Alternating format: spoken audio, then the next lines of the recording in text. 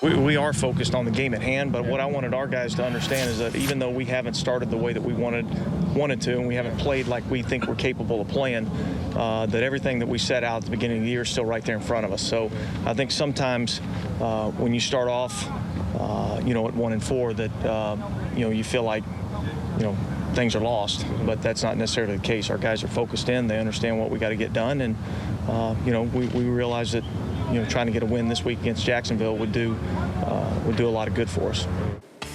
All right, Raiders at home on Sunday with the Jacksonville Jaguars coming into town. You could say, all right, the Raiders are just 1-4, but take a look at the AFC West. Still wide open. Just one game out in the loss column. Plenty of football left for the Oakland Raiders, the silver and black. We've got a lot of good stuff ahead of them, but it all starts this weekend as we continue along the way here on Chronicle Live, presented by Farmers Insurance. And joined now by our Raiders insider, Paul Gutierrez. Do you think the players get it? At 1-4, you could hang your head. They're a game out in the loss column. What's interesting about that, Jim, is this week actually Dennis Allen put the standings up in front of the team meeting and let them know, of course, they take these games one game at a time, and you play for the next day and you go from there. But to show them the standings, let them know that there's a bigger picture out there. And the fact of the matter is there's only 2 teams in the entire AFC with winning records. And the Raiders are only 1 game back in the loss column. Is it too soon to start thinking about things like that? Maybe, but when you're a rookie coach and when you still see you've got a lot of football left to go, you start pulling for anything you can. And maybe some good things starting to happen for the Raiders as well. Aaron Curry has been practicing this week. I follow you at csnbayarea.com. So as he practices more and more, how excited am I about seeing him on Sunday? It depends upon if you like him as a player or not. But I love him as a player. He definitely brings a certain energy on the field. He's fast. He's got the high motor. What he lacks in coverage skills, he more than makes up for in pure hustle against the run. Now, the thing that's interesting about him is he's been on the PUP list all year. He hasn't been able to practice since May. Fans are wondering if he's going to play this weekend. Well, no, he's not going to play this weekend because he's technically a roster exemption. That's why he's not listed on the injury report right now, because he really doesn't count in terms of the roster right now. But he has been practicing with the scout team. He had an interception, I'm told, at practice on Thursday, so that bodes well going forward. Coach Dennis Allen said on Friday that he doesn't expect him to be activated for this game, but they'll reevaluate it next week and go from there. They got 21 days to figure it out. So no Curry for right now. And one thing we know about this Raiders defense, last week against Atlanta, Paul, we didn't see a lot of Rolando McClain, and the defense played pretty darn well against the Falcons. So is that the recipe going forward? We're not going to see number 55 that much. Yeah, the thing about it is he only played in those 17 of the 55 defensive snaps for the Raiders, and that was mostly because they took him out in those nickel situations. Atlanta was a pass-happy team with those 4 wideout sets that they had, and they wanted to take him out. They let the rookie Miles Burris play every single snap. Philip Wheeler played in every single snap as the 2 linebackers.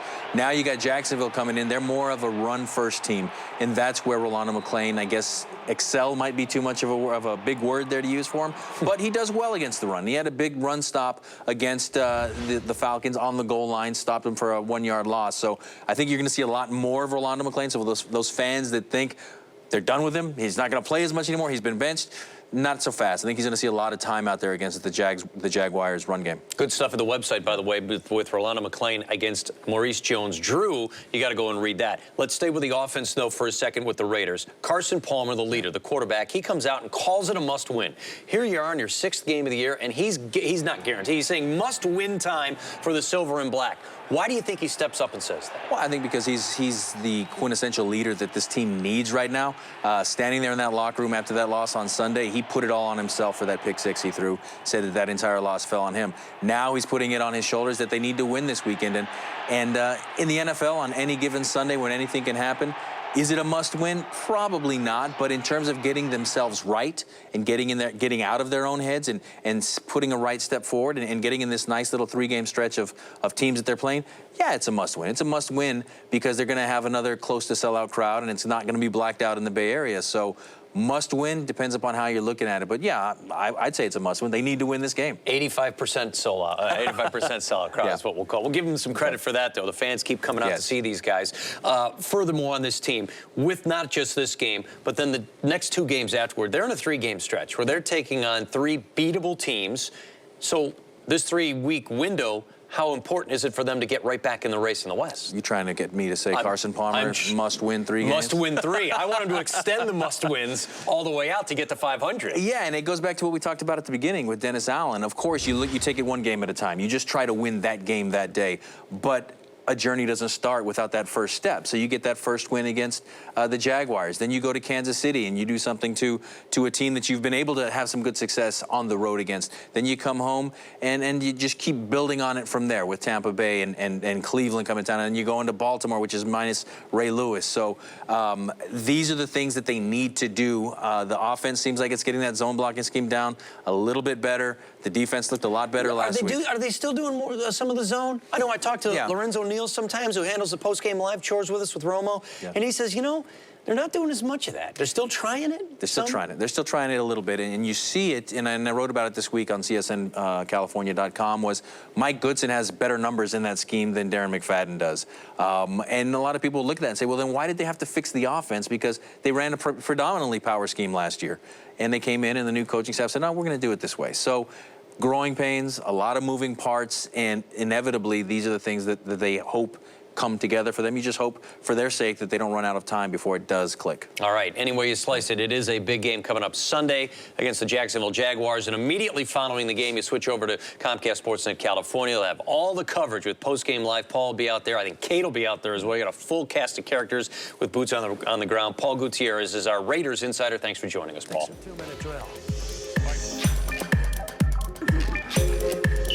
It's a must-win for us. It's an AFC game and an opportunity to, start climbing our way back into this race. They've got a good team, and I wouldn't let the statistics or the record fool anybody.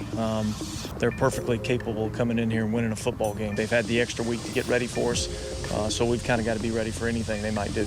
Maurice Jones-Drew is one of the best backs in the league. He's a great running back. I like seeing him run the ball. Just a hard-nosed runner. He's downhill. He get the ball. He's going to get his yards whenever he can. He does a lot of things really well. I mean, he's got great balance. He's tough. He's very quick. He's explosive into the hole. We got to be physical this week, and we got to prepare for it. And 32 is a great back, and they got great blockers in front of them, and they got a lot that they can do on offense. We got our hands full. Justin Blackman, he looks pretty good out there, having a good year. So it's gonna be a tough job, and I feel like we're up to the challenge. He got good hands, he can run good routes and stuff like that. Just gotta watch him. It's gonna be a tough game. I mean, they're a good team. They rally to the ball as a defense. They play hard. They play physical. I think collectively they play real well as a unit. You see the linebackers working well with the D-line. They play fast. They play aggressive. They're a talented group. They got a lot of experienced cornerbacks. They got Mathis. He's been there for, I think, about 10 years. So I think they got a lot of experience back there. It's pretty solid. He's a veteran guy. He's a playmaker, game changer, Pro Bowler. Still quickness, pretty good jam. Still looks good in cover, so it's going to be a challenge. They play a lot of hard teams just like us. So regardless, they're a good team, and we got to go at them just like they're undefeated. It's going to be a tough game, and hopefully our crowd will really help us out a lot. Definitely excited to be back in there, in the home stadium with, the home fans behind us. I think the Black Hole's ready for a win back home. We're excited about this opportunity and a chance to go out and put good football on film and get a win.